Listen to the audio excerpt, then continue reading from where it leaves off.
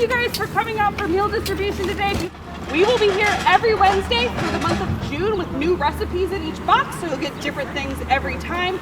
This is free and open to anybody in the community, and we will start handing things out. Today we're here to pass the love, thanks to Michelle Obama, by handing out Waffles and Mochi meal kits at John Marshall High School.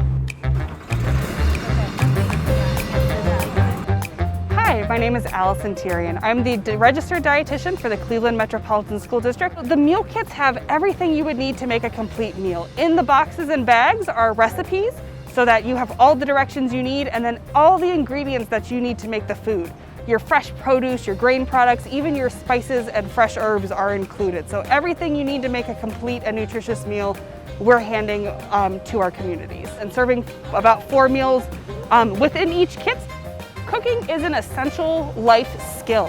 Not everybody has all of the time, ability to get the right equipment, to get all the herbs and spices, so having everything all in one box makes it quick, easy, and convenient to prepare healthy meals, and can show families like, hey, with a little bit of guidance, with a little bit of support, you too can make healthy meals. We want to make sure that everybody in our community has access to the food and resources that they need in whatever way, shape, or form they take. 1 in 5 people in Northeast Ohio go hungry, and so if there are a plethora of resources, great, but I don't think there are, because we still have so much work to do in our community in this area. So we will be distributing these kits all throughout the month of June. There are some schools that will receive Tuesday pickups, Wednesday pickups, or Thursday pickups. You can check on the CMSD website for the list of schools.